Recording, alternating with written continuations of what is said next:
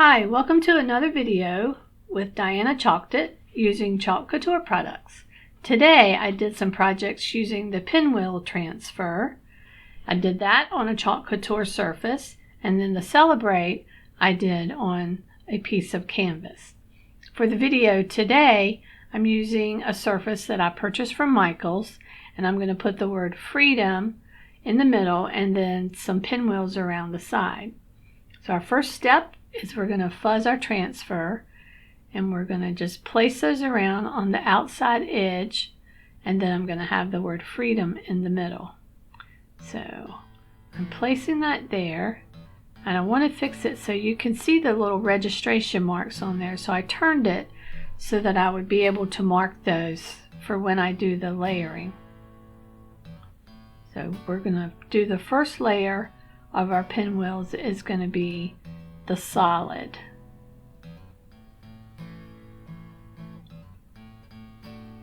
Put a little bit of chalk paste on there, and then you scrape off the excess. You want to make sure all of your surface part that has the transfer on it is covered and fairly even. So you wipe off your excess because you can reuse it. Then I'm using white for my registration marks. They will show up a lot better than the red, and we're going to wash them off, so using white doesn't make a difference. I'm going to pull that straight up, and there you have your first one.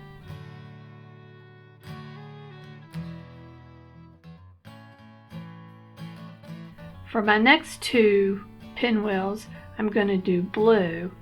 The dark blue there by itself was just a little too dark on the black, so I'm going to add a little bit of a lighter blue with it so that it will stand out some. Now I could have tried to mix a color, but I really wasn't sure how much paste I needed, so I thought just doing it this way I wouldn't have as much waste, because I'm going to scrape this off, the excess off, but I'm not going to put it back into either one of the jars because now I've mixed the colors and I don't want to mess up the original color. So I'm just going to take off that excess, and I'm going to put it in a top of a jar, and then when I'm done and cleaning up, I'll just wipe that out so that it doesn't get in with the other colors. I'm going to do my registration marks again in my white, and then we'll pull that up and see how it looks. I think that turned out pretty good, so I'm going to heat set those because I'm going to do the next layer.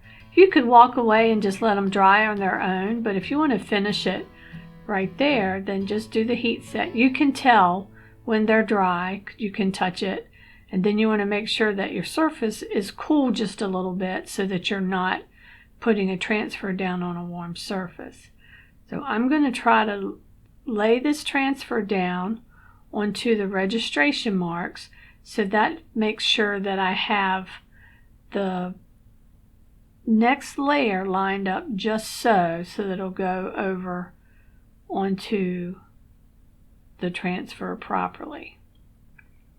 That one's going to run off of my surface just a little bit, but that's okay. I don't mind. I could erase it, wash it off, redo it, but I'm not. I like the way it'll look kind of falling off of the surface a little bit. Again, we're just going to scrape that. We're not really mixing it as far as trying to make it all one color. We're just spreading it over the transfer, making sure all of the parts of the transfer we want to be on our surface is covered.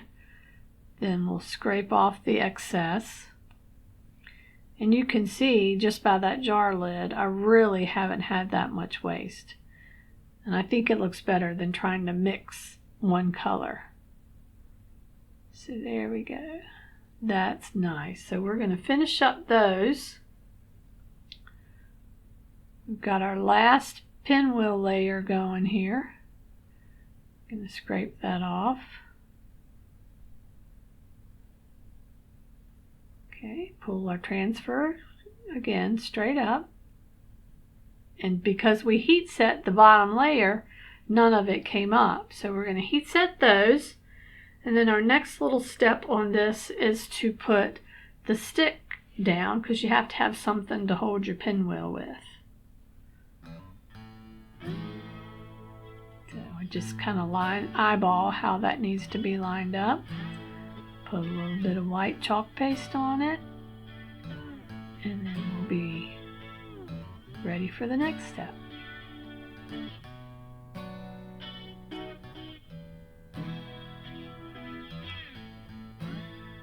Here we go. I'm using a Q-tip that's just a little bit damp with water to clean these off. That's all you need to clean it off, is just water, unless you've sprayed some kind of a sealer on it, then of course you can't do that. But it's fun to decorate something, and then when you're finished with it, just wash it off and use it for something else. So now we're gonna set down the word freedom. When you put your transfers on, you want to make sure and rub around all of the area that you're going to be doing the paste on to make sure there aren't any air bubbles. Then we'll put a little bit of white chalk on there, spread it all out, and we'll see how it turns out.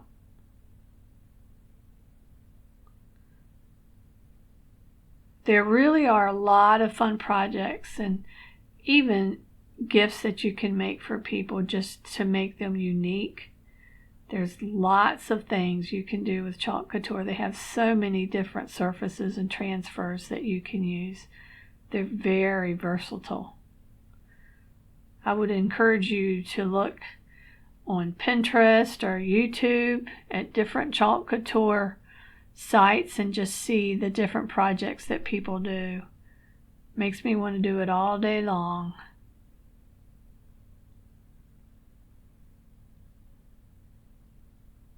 So we've got that done. We're going to pull it up, and we are almost finished.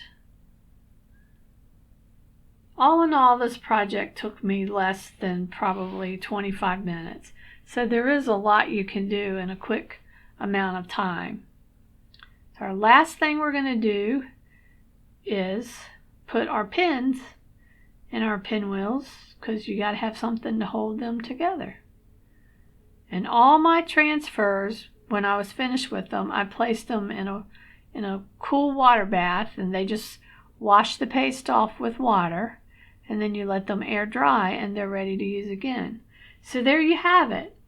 A quick little project for freedom, celebrating our freedom this 4th of July.